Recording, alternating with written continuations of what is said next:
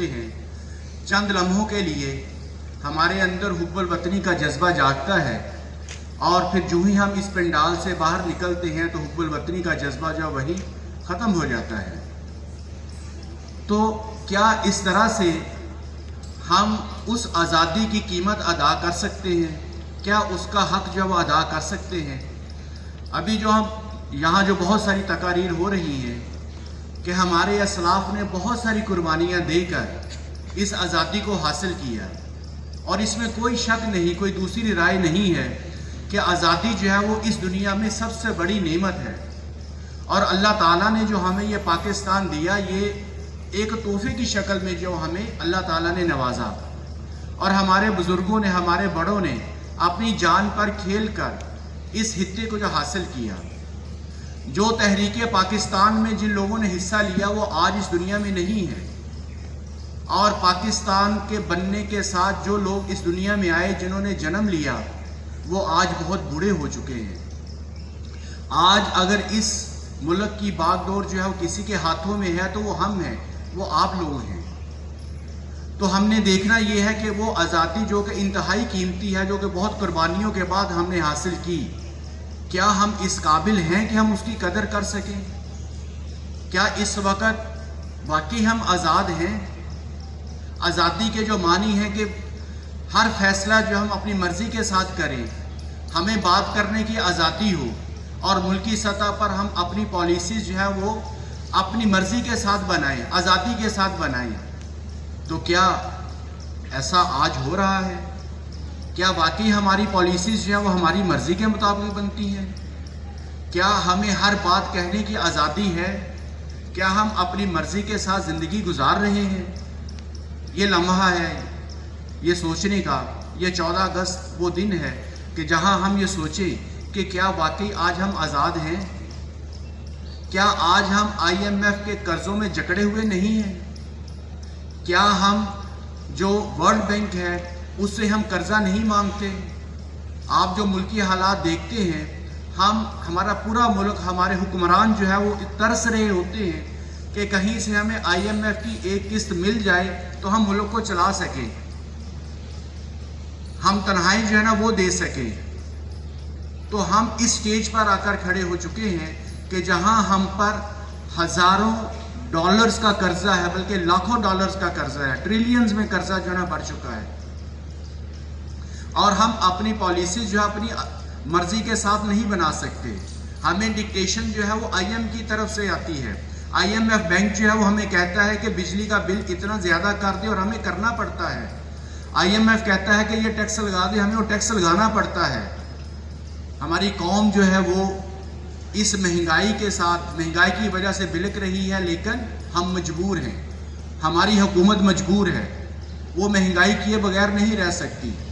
وجہ کیا ہے کہ ہم نے ہندوؤں سے تو آزادی حاصل کر لی، لیکن ہم اس سے جو بڑے حکمران تھے، دنیا کے جو حکمران تھے، جو بڑی طاقتیں تھیں، جو بینکس کی شکل میں ہیں، ورلڈ بینک ہے، IMF ہے، جو بڑی طاقتیں ہیں، امریکہ ہے یا جو دوسرے یورپین کنٹریز ہیں، ہم ان کے غلام بن گئے۔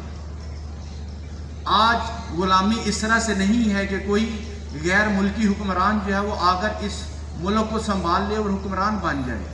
آج کی جو غلامی ہے وہ اس طرح سے ہے کہ دوسرے ملک جو ہے وہ جو بڑی طاقتیں ہیں وہ ہماری معاشی پالیسیز بناتی ہیں، اور ہم مجبور ہیں کہ ہم ان کو مانیں۔ آخر ایسا کیوں ہے؟ ہم آج اسی پروگرام میں اسی سٹیج پر یہ بات ہو رہی تھی کہ ہم نے یہ پاکستان جب اسلام کے نام پر حاصل کیا، تو اسلام کی تعلیمات کیا ہیں؟ اسلام تو ہمیں سچ بولنا سکھاتا ہے، اسلام تو ہمیں جو ایمانداری سکھاتا ہے، اسلام تو ہمیں محنت کرنا سکھاتا ہے، اسلام ہمیں علم حاصل کرنے کا درس دیتا ہے۔ اور آج ہماری حالت یہ ہے کہ اس پورے پاکستان میں کوئی ایک بھی سائنٹسٹ نہیں ہے جس نے اس 20th سینچری میں یا 21st سینچری میں کوئی انوینشن کی ہو۔ ہمارا اس پاکستان میں کوئی ایسا شاعر نہیں ہے، کوئی ایسا رائٹر نہیں ہے جسے نوبل پرائز ملا ہو۔ آپ کسی بھی फील्ड में चले जाएं, जो जो वक्त गुजर रहा है हम एक डिक्लाइन का शिकार हैं, हम जवाल का शिकार हैं, हम पर कर्जा जो है बढ़ता जा रहा है। और उसकी बुनियादी वजह जो है वो यही है कि जिस इस्लाम के नाम पर हमने ये पाकिस्तान हासिल किया था, हम उस इस्लाम की तालीमात पर अमल नहीं करते। हम मजहबी बहुत ज़्यादा हैं, हम नमाजें बहुत ज़्यादा पढ़ते हैं। पिछले साल का डाटा देखा जाए तो पूरी दुनिया में हज करने वाले जो ममालिक थे उनमें हमारा दूसरा नंबर था। पूरी दुनिया में उम्रा करने वाले जो लोग थे, जो मुल्क थे, उसमें हमारा पहला नंबर था। हम इतने मजहबी हैं कि हम हर साल उम्रा करने के लिए जाते हैं, इतने मजहबी हैं कि हज करने के लिए भी हम जाते हैं। और जब दुनिया जो फहरिस्त जारी करती है कि ईमानदारी में हमारा कौन सा नंबर है, तो हम 120वें, 30वें, 40वें नंबर पर आते हैं। ईमानदारी में हमारा जो वो ये हाल है। तो जब तक हम ईमानदार नहीं होंगे, जब तक हम सच नहीं बोलेंगे, जब तक हमारे अंदर जो हुब्बुल वतनी का जज्बा पैदा नहीं होगा। हुब्बुल वतनी का जज्बा कतन ये नहीं है कि हम जिस तरफ तकरीरें करें, मिली नगमे पढ़ें, 14 अगस्त मनाएं, 23 मार्च मनाएं और हम ये कहें कि हम बड़े सच्चे और पक्के पाकिस्तानी हैं। हम सच्चे पाकिस्तानी उस वक़्त हैं जब हमारे ज़ाती मफादात की निस्बत हमारे मुल्क का मफाद जो है वो सर फहरिस्त आ जाए, जब हमें अपने मुल्क का मफाद जो है वो ज़्यादा अजीज़ हो और हम अपने ज़ाती मफाद को जो है अपने मुल्क के मफाद पर कुर्बान कर दें। जब तक हम ऐसा नहीं करेंगे, जब तक हम अपने असासे बनाते रहेंगे, जब तक हम अपनी ड्यूल नेशनैलिटीज़ हासिल करते रहेंगे, जब तक हम अपने बच्चों को जो है बाहर भेजते रहेंगे, जब हम अपनी जायदादें जो हैं जब तक मुल्क से बाहर बनाते रहेंगे, तो ये बातें साबित करती हैं कि हम मुहिब्बे वतन नहीं हैं। हमें इसी मुल्क में रहना है। ये मुल्क हमारे बुज़ुर्गों ने बहुत ज़्यादा कुर्बानियाँ देकर हासिल किया और आज हमारी ज़िम्मेदारी है कि हम इस आज़ादी की हिफाजत करें।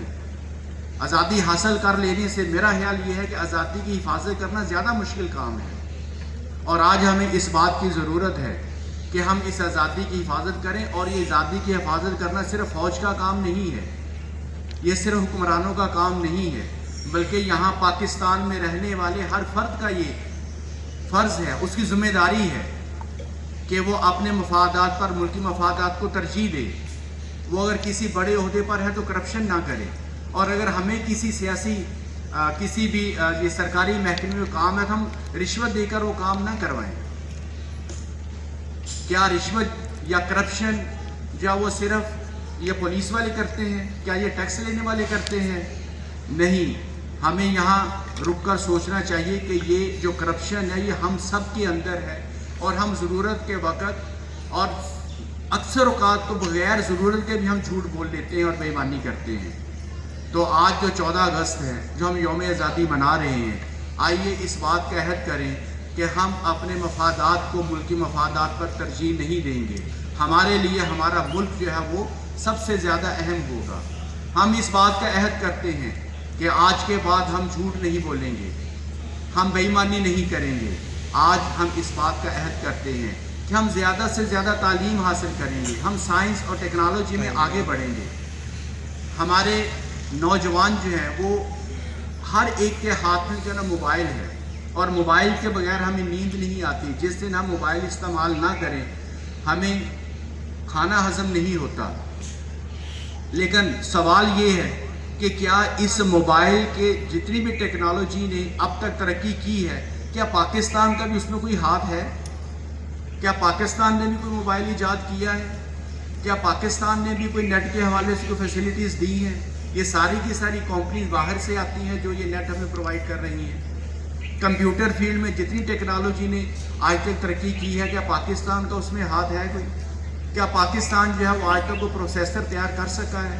इवन के कीबोर्ड माउस है वो भी बाहर से आते हैं। तो हमने इल्म हासिल करना है, हमने टेक्नोलॉजी में आगे तरक्की करनी है और जब तक हम इल्म हासिल नहीं करने और टेक्नोलॉजी के मैदान में आगे नहीं बढ़ेंगे हम तरक्की नहीं कर सकेंगे। तो इन्हीं अल्फाज के साथ मैं अपने इस ख़त्म करता हूँ इस तकरीर को कि हम आज से अहद करें कि पाकिस्तान के अपने प्यारे वतन के मफादात को हम अपने ज़ाती मफादात पर तरजीह देंगे। शुक्रिया।